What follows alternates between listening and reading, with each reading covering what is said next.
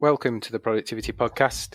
Dan Worley's back, Marketing and Insights Director at MRI Springboard for our May to June update. Hi Di, how are you doing? I'm good, thanks, Simon. How are you? Good. I think we've got an interesting one this time, haven't we? So I think we've had some ups and downs since we've started doing these relatively monthly. I think last month was okay. We didn't break any records particularly. May to June, relatively flat. I think no major events. I think we got all those out of the way, didn't we? Weather was okay. Lots of financial pressure with mortgage rates going up again and interest rates and that kind of stuff. So probably I'd say as clean a month maybe as we're ever going to get. Yes, absolutely. It's been really interesting. I mean, it's been a warm month, but then we've had lots of Junes that have been very warm and sunny. So the seasonality impact is, it's not huge. But shall I dive straight into the numbers? Yep, let's have a listen to what you've got.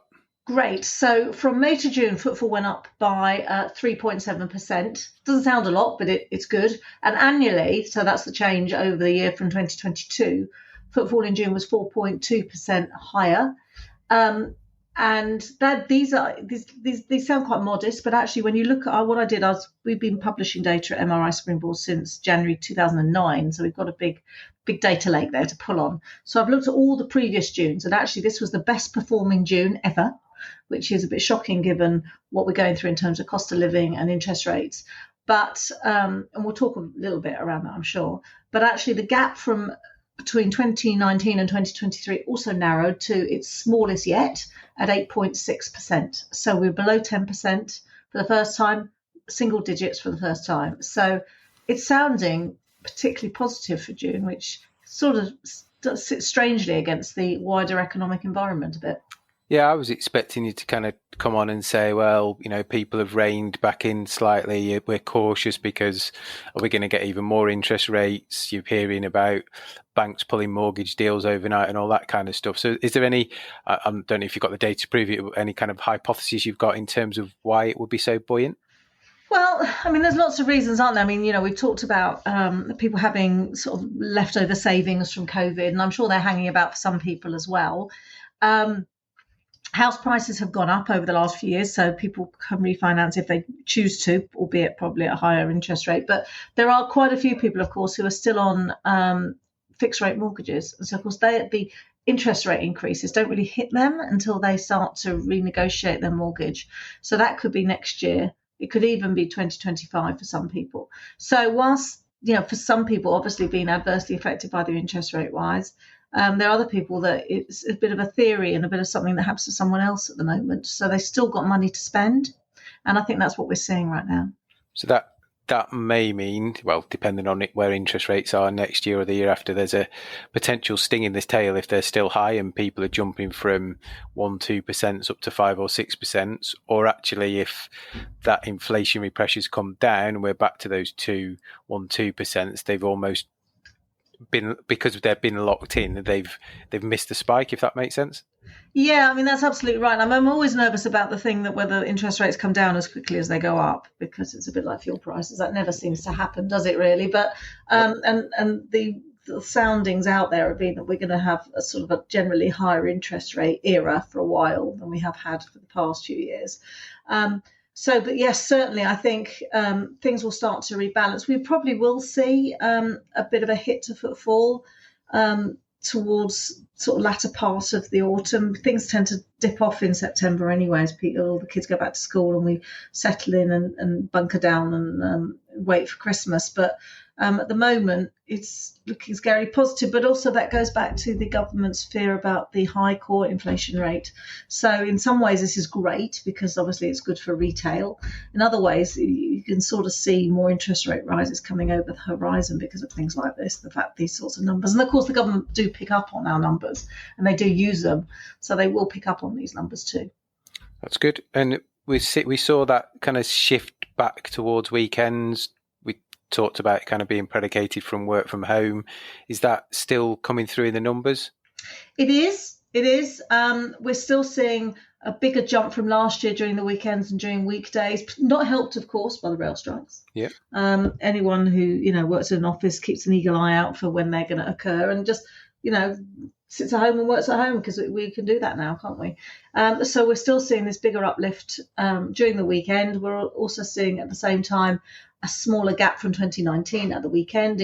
In high streets in June, the gap between 2019 and 2023 at the weekend was only 5.8% versus 11.4% during weekdays. So there is this big gap, and that is then playing into the overall results. And we've also seen, actually, in June, a better performance in the evening, so post 5 p.m, because it's lighter and warmer.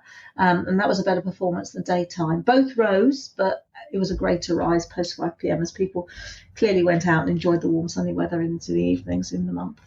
So we're kind of still back to that plea of, from a staffing point of view, it's time to review your rotas again. Weekends have always been holy. I think we lost some of that over lockdown when it was spread a lot more evenly for obvious reasons. And then coming out of lockdown, maybe they've not been reviewed, but we're back to that kind of retail hospitality 101 of weekends, best people when busiest. Make hay while the sun shines at the moment, because we don't know what's around the corner. And have you done any work on kind of people working from home? Are they going back into the office? Is that still relatively stagnant? No, I mean, that's a really interesting point. Every quarter at MRI Springboard, we carry out a survey of consumers, and we started this during COVID because we had the numbers, we understood what people were doing, but we didn't really understand the psyche of consumers and what was driving them to do what. So we started what was a monthly survey then of consumers, 1,000 consumers every month, asking them whether they're working at home or working in an office, whether that's full-time or part-time, on both, and how that was influencing their shopping habits. And we've continued this survey, and now we're doing it every quarter. And it's morphed into a report that we're starting to call the post-pandemic employee and the post-pandemic shopper. And in May was our last survey, and we saw, actually for the first time in May, a greater proportion of people working at home for at least part of the week than working out of the home for the entire week. So, a lot of us, we worked in our office 4 or 5 days a week. That's not anymore. 40% of people we interviewed said they were not working at home at all. 42% said they were working at home for at least 1 day a week. So hybrid working is definitely grown in maturity very, very quickly.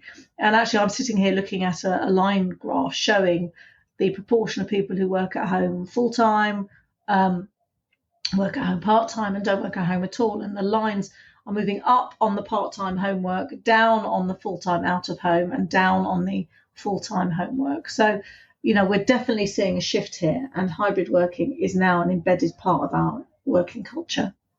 Interesting that it's kind of, we're seeing that shift though, aren't we, as well? So we're I suppose the scales are balancing, and where they settle in the middle will be remain to be seen over the next kind of months, years. Yeah, really, really interesting. And I think it will settle in the middle, and it will be different for different sectors, of course.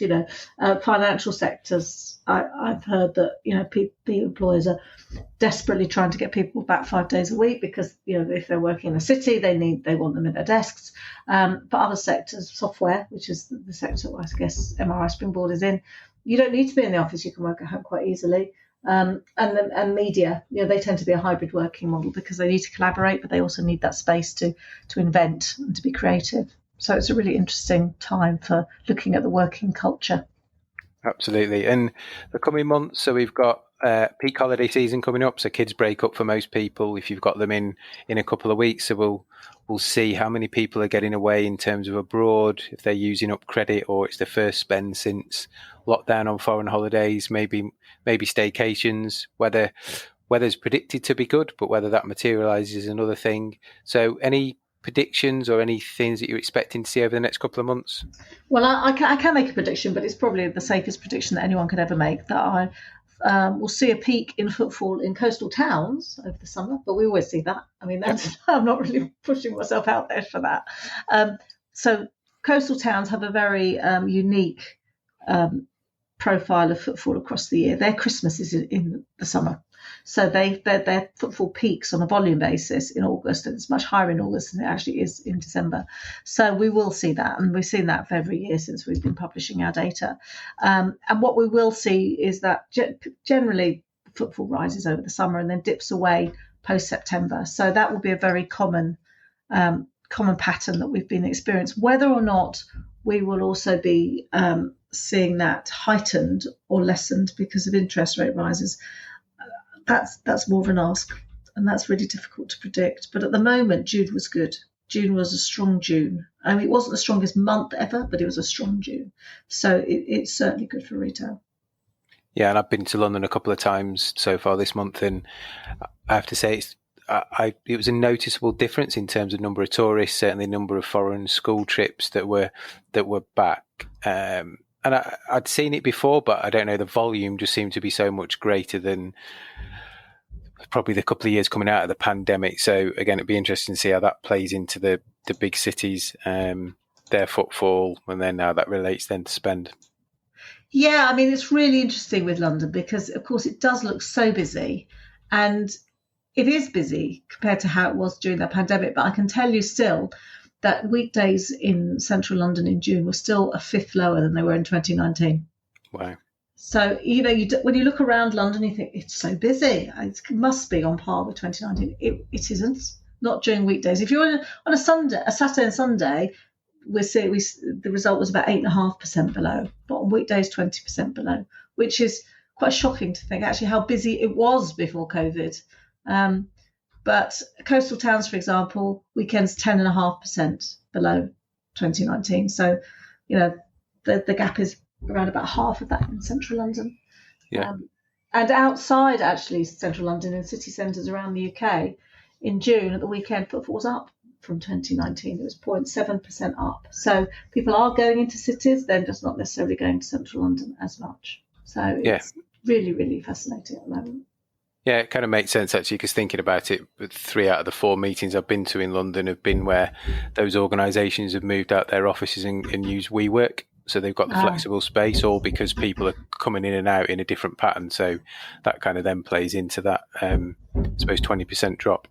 Yes, yeah. And of course, any of us who visit London, we're probably not there 5 days a week anyway. So on the days we go in, and what we've seen through our survey of consumers actually is that Tuesday, Wednesday, Thursday are the most popular days. And Wednesday is the most popular day.